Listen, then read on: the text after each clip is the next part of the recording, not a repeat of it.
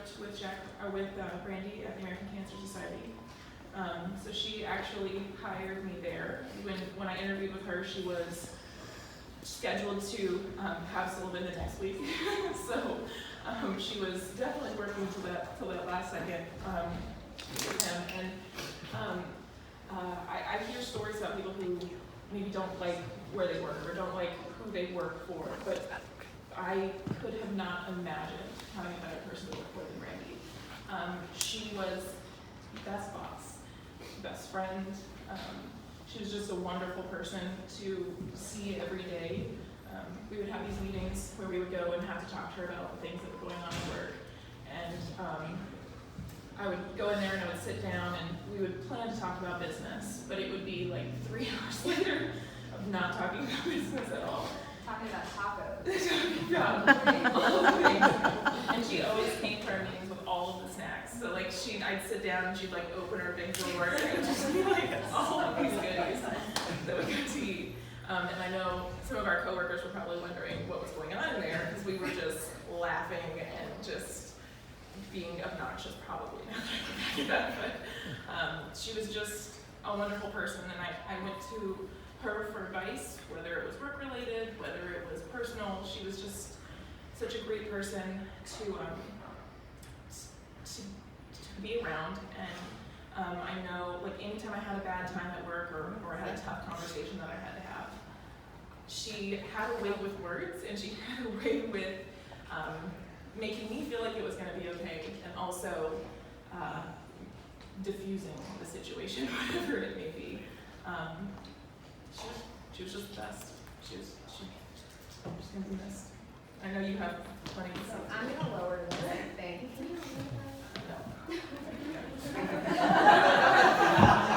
Very clumsy. I can go up there. Okay, you can hear me? Can you hear me? Okay, good. I'm really glad my sister-in-law's here. So obviously I knew Brandi from the American Cancer Society. She was my supervisor. I just happened to walk out into the lobby. My sister-in-law's here. She was involved with Hike the Baby, which Brandi was involved with. We ran in totally different circles, but I handed my sister-in-law my baby, and I said, "You got him, right? Because I need to be in here." But just when I was sitting down, I honestly took my phone out and just tried to get some thoughts together about Brandi. Was not planning to do this whatsoever, but Brandi made me kind of just have a lot of different situations where she kind of just threw me on the stage or in front of the podium and said, "You're on." I had no idea what I was doing. I still don't have the time. So Brandi was my supervisor at the American Cancer Society. I came as a transfer. I was working in Florida. We had to apply for our jobs if we wanted to move. I saw an open position in Beaufort, South Carolina. The portfolio extended about 2.5 hours from here. Got on the phone with Brandi. We talked on a Friday. She said, "How soon can you start?" I said, "I have to work 2 weeks." She said, "Can you start sooner? Technically, you're still an employee. Like, there's a loophole. We can figure it out." She said, "You'll have an offer for me by Monday." A week passed and I had nothing. So I called Brandi and she said, "I can't tell you what's going on. Just hang on. Something happened." And I'm like, did you find out I'm about to be fired? Like, what is like, who did you talk to? Because everyone's connected somehow. It turns out that the position was about to open the portfolio in Charleston, and she knew that I wanted to get to Charleston. She knew that was my ultimate goal. And she said, I can't say anything right now, and she couldn't for a while.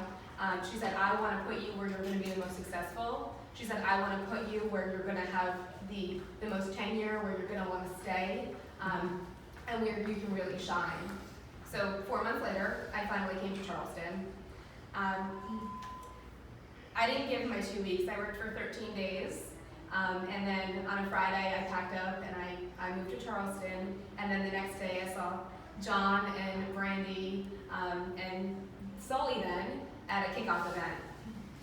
As soon as I got there, I overheard a conversation where Brandi said to someone, "Oh, I'm expecting, but nobody knows that yet. But I love the name," and I think it might have been Annabelle. Brandi didn't tell me she was pregnant until she was about 7 months pregnant. So she was trying to see how long I could keep a secret, I think. Because this was October, and Annie was born very end of April, beginning of May. Right. Okay. I mean, So she definitely made me work for it. did you keep it? That secret? I didn't tell you. We did a lot of things when we were at work together, just very spur of the moment. So we would say, it's been a bad day, let's go get a pedicure. We went to Lake Crusade sales. I'm seeing a theme here. Yeah. I'm glad there's no kids in the room because we would get in her car and she would say, I'm not really sure where the smell is in here.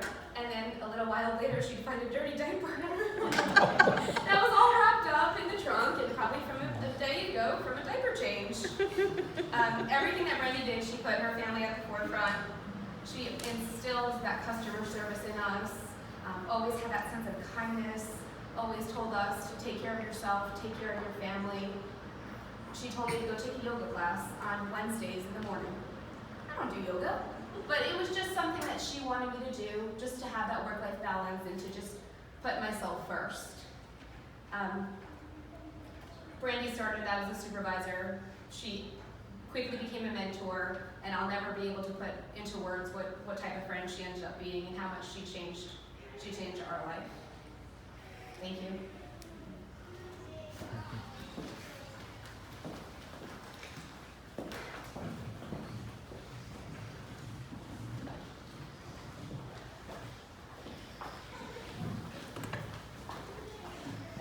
Alright, I get to know Brandi in a very deep way. I was on the first Ascents kayaking trip with her, and we kind of broke the rules a little by knowing each other before we went, and so we actually got to ride in the car together.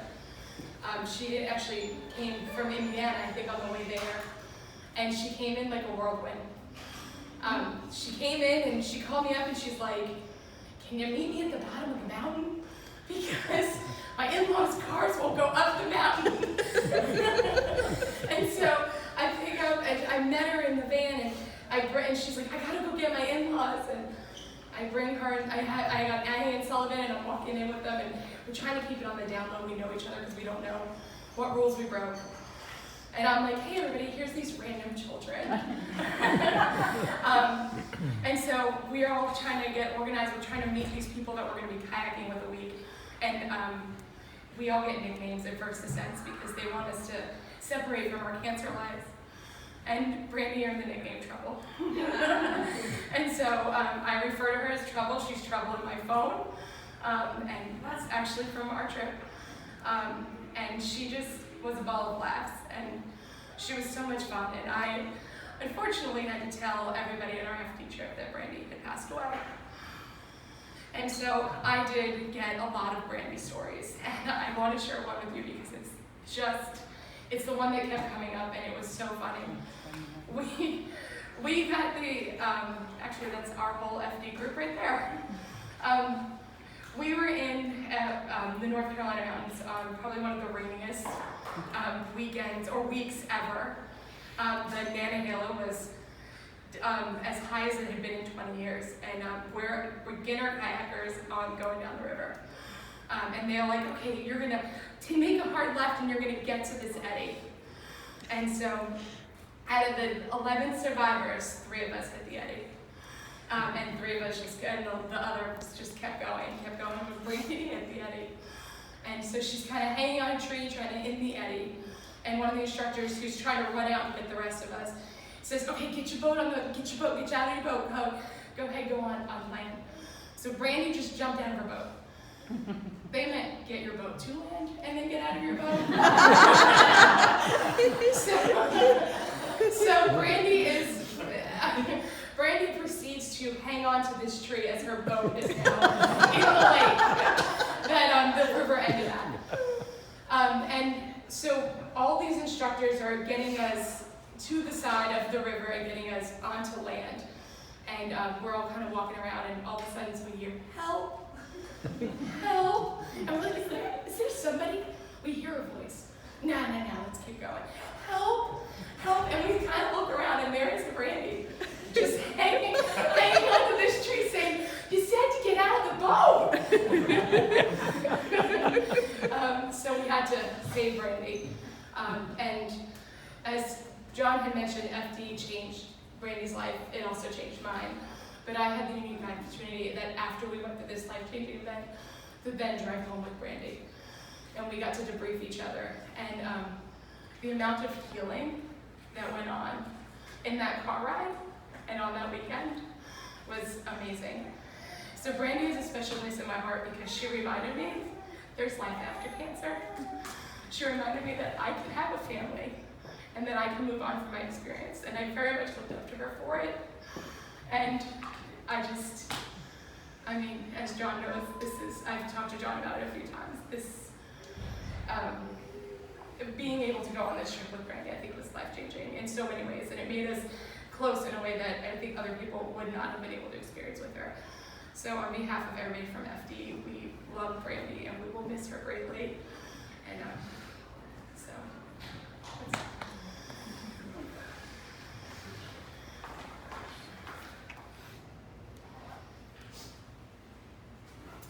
I'm Julie. I am John's sister. Brandi's sister-in-law. Brandi was in my life for 20 years. She was everything. She inspired me not only to be a strong woman, but independent. And just the memories of, 20 years worth of memories of, I eventually dropped the in-law and she's my sister. And I'm just so thankful for all the years of memories, and I can't really narrow it down to one as a favorite, but she meant so much to me. Like, I know she meant so much to all of you, and you meant so much to her. So, just thankful, and I know that each one of our lives are touched, and I know that yours will, and we just have to carry on for her. So. Worked with Brandi at the American Cancer Society and at Black Club. When at the American Cancer Society, we weren't on the same correct team as each other. I worked at the Hope Lodge and she was in fundraising with Relay for Life, which I had been in the past, so we were in similar worlds. The first time I really got to spend some time with her and the wonderful family was Thanksgiving 2016. We all spent it at the Hope Lodge. Tiffany was there as well. It was a great time meeting you guys, hanging out with you, enjoying good food, spending time with the patients at the Hope Lodge, running around with Sully. And he was in a little car seat at that time. Over the years, I've got to experience a few different events with her, and we didn't see each other daily, but you could tell that she just loved life, and she was a happy soul to be around. She definitely made the world a better place. I got to take a carriage ride with her, and we were in the back making jokes. She's pointing things. She had so much knowledge, so much love for Charleston. It was just good times. We'd catch up with each other every once in a while. And one day, she talked to me about possibly coming aboard with Black Quad and being interested, and we were talking about that. And actually, we had the opportunity to work with each other again, not on the same teams, but we Skyped often, sent gifts and funny jokes. We're all in our own little separate worlds, so we'd be asking each other questions all the time. What do we do with this? Who does this? Who do we contact for this? And it'd be back and forth. But it was always a great time. I'd come in and there'd be chocolate-covered espresso beans on my desk before I even got to work. One day she randomly said do you want to go to Dave Matthews Band concert? I think I have an extra ticket, or someone I know does. And I was like, I wish I could, can't get out of work, but thank you. Next day, there's a Dave Matthews Band water bottle on my desk.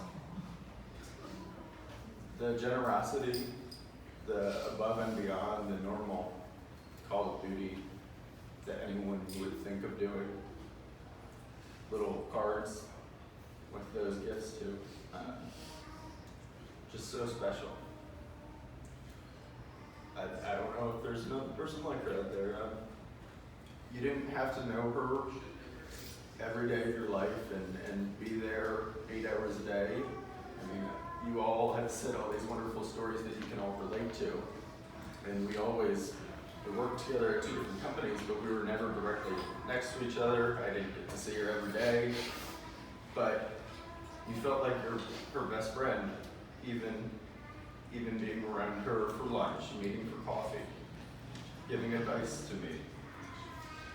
I will never take that for granted. I think your family is the most amazing thing. Just the pictures alone, the happiness, it's amazing. And I commend you guys for raising those 2 little babies. They're beautiful. And they just special person. Thank you. John's mom, so special in our family's life. The last 20 years, it's been amazing to have her around. Her sassiness, her spunk, her smile. She would not only know how to organize a party, she would cook for it, and it was just amazing. I feel so blessed that she was in our life, and the outreach from everyone in this community has been so wonderful. We appreciate it so much. Friends stopping over, sending messages. We do appreciate it so much. We're back in Indiana, and gonna have to leave sooner or later, hopefully later. But knowing that all of you are here to support John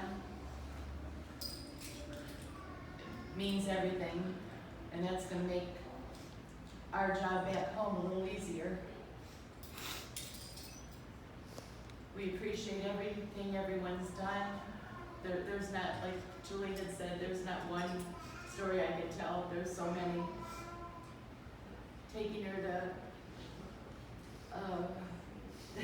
shopping for the wedding stuff together, getting her to her cancer treatments. It's just been a long journey. It hasn't always been easy. But Brandi never complained about it. She never complained about the hand she was dealt. She accepted it with grace. And that's, as you all know, the kind of person that she was. We appreciate everything, like I said, and thank you for your love, support, your prayers.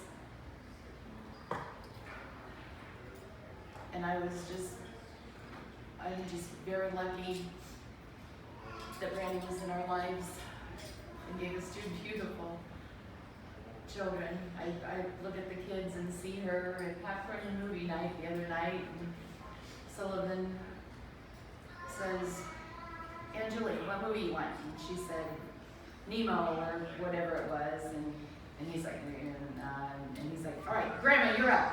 You know, just and you can, you know, y'all know Brandi, so you know where did he get that from? You know, what 4-year-old knows that? And then he says to John last night, why are you making this so complicated? But you see it in the kids. You see Brandi and the kids, and John. The way they've raised these children has just been remarkable. Teaching them to be free spirits, to be strong, and we all have to be strong because Brandi would accept nothing less from any of us. And that's what's keeping me going this week. So, Brandi, we love you and always will be a part of all of our lives. Thank you.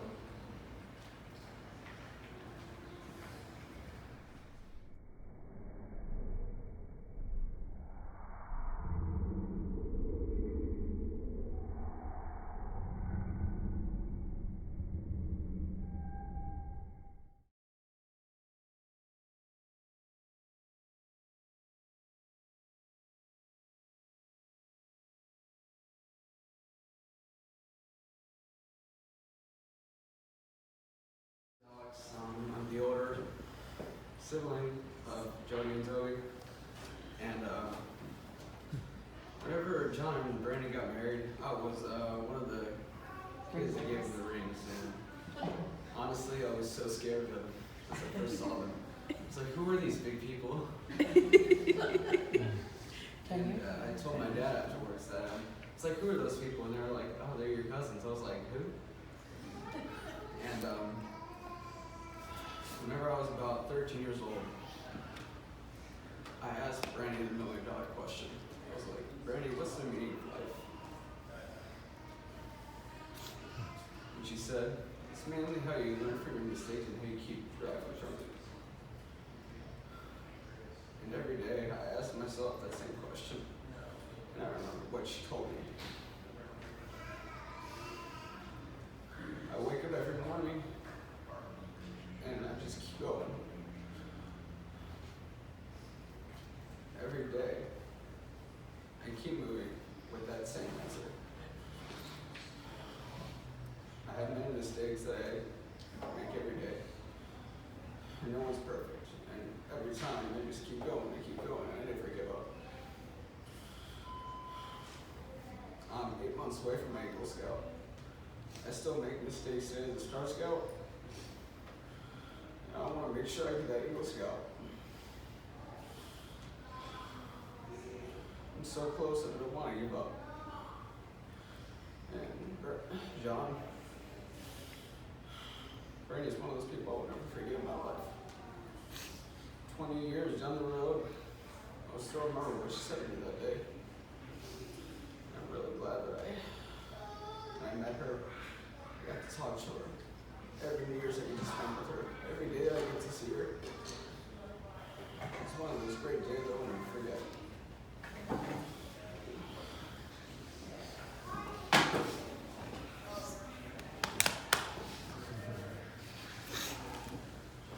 Thank you, Toastmasters. Where there is great grief, there is great love. On the 13th of February, I lost my niece of 35 years to cardiac arrest. There was no sign of sickness, no issues with her heart. We got the call at 6 o'clock saying that she had dropped. She had passed out at work and she was being evac'd to the local MSCU, which is a huge organization, a huge medical facility down in Charleston. There's nothing in this time of crisis and need that you can really think about or say that's going to help you move along in your emotions other than falling back on what your belief system is. For me and my family, we're Christians. So the thing is that you got to celebrate life. And you have to say at the moment of her passing, she was welcomed to the gates of heaven by my mom and my grandma and my Aunt Kathy, and even all the dogs and cats that we lost along the way. And those are the things that you remember and that you praise, that she's no longer going to suffer. But then as you step into all the missed opportunities that you will no longer have in order to create, that's where the pain hurts. But what I fall back on is because in our family we have such great love, it causes great grief because we'll no longer have the opportunity in order to create other memories. So I want to talk a little bit about Brandi and the impact that she's made on us as a family and the impact that she has made within her community in Charleston and everywhere else that she's lived along the way since she's graduated college. So many of you know I am Brandi's aunt. And I found out that my sister was expecting a baby girl or baby boy after I watched the Oprah Winfrey Show. Now, Oprah at that time, when I was 8, was only a regional show in Chicago, Illinois. Okay, this was before she became the global phenomenon. Okay, that you know who she is today. So she had this moving show about how you should go out and you should adopt a kid. Well, me being the youngest of 4, I've always wanted a baby brother and baby sister. So I go up to my mom and I said, Mom, hey, I just watched the Oprah Winfrey Show. I think we need to go adopt a kid. And after her head stopped spinning, she said to me, well, that's exciting that you want a baby brother or baby sister. Guess what? You're going to be an aunt. So that will work for you. Not necessarily knowing what being an aunt really truly meant. Over the period of time, I just kept on saying, I'm going to be an aunt. I'm going to be a great big brother and big sister. Well, I didn't know that along that journey, I truly was going to be a big sister to my niece. Us being only 9 years apart, it was more of a sister relationship rather than an aunt to niece relationship. And even throughout all those years, she called me Joe and not necessarily Aunt Jody. Okay? And that's okay. That's perfectly fine because she was more of a sister to me than an aunt versus relationship. And the cool things that we got to do along the way. The very first day that I met my niece, we went out to a Chinese restaurant. If you know anything about the family, my family are huge Chinese lovers. We love Chinese food. We celebrate everything with Chinese food. It's your birthday, let's go get some Chinese. You got a divorce, let's go get some Chinese. You haven't done to the family, well, let's go get Chinese. And it seems as though that's the thing that we do all the time is we go get Chinese. We bond and we love and we do everything over Chinese food. So I look down over my egg foo young at the Peking Palace and I say, Brandi, you're my sister and I'm going to take care of you. And all throughout those years, we have created marvelous memories. From the cruises to Italy, to having really good conversations, to being there for the birth of both of her children, okay? To having conversations regarding what it's like to be a mom and a wife. Talking about everything in between. And the thing that you got to know about Brandi is Brandi could have a conversation with you about 5 different topics within a 20-minute period span. So not only would she talk about in a 20-minute conversation about Belgium chocolates and vanilla beans, to racial parity, to all the way over to calling someone saying, hey, you know what? Using the word shithead is actually a curse word when you use it as an adjective, but if you use it as a noun, it's actually not a cuss word. So you can have the conversation anywhere in between. Brandi was a mom, she was a niece, she was a grandmother, and she was a godmother. Okay, and no matter who she interacted with, you can feel the zest and the zeal for life. So one thing I just wanted to talk to you about is real quick is Brandiisms. There's a lot of different things that we're going to miss that we'll no longer hear Brandi say. And one of them is, gosh, that really sucks, man. All right? No, don't think that Brandi's a huge cusser because she wasn't. It was more of a punctuation rather than. But one day we were down in Charleston. John was working, and we had an opportunity to go to the waterfront. And we were just playing around in front of the big pineapple fountain. It was turned on. The kids were splashing around, right? And any parent could have said, stay out of the water. Don't get wet, you know? No, Brandi's like, go get in the water. Go get wet. Have fun. You know, we got garbage bags. And this little boy came over. He was about 11 years of age, and he was selling flowers, okay? Well, his grandma had taught him how to create these flowers, and all he really wanted to do was to get some money in order for him to go enjoy lunch. So he introduced himself. His name was Johnny, and Brandi says, I don't have any money, but I got some granola bars. Do you want to have a seat and have a granola? So Johnny came over. He slid down, and he's like, his bottom of his tush was like right on the edge. And before you know it, he was fully ingrained on that bench, swinging back and forth, talking to Brandi about all the opportunities that he has in life. So Brandi said to him, she goes, well, what are you planning on doing with your future? And he goes, well, I really want to go to college, but, knowing I would be the first person to ever go to college. So he starts talking about how, his mom isn't in the picture, that he's being raised by his grandma. And she just simply says, she goes, Johnny, that really sucks. That really does. And he goes, yeah, but it is what it is. And she goes, you know, exactly right. She goes, don't ever let your history define who you will become in the future.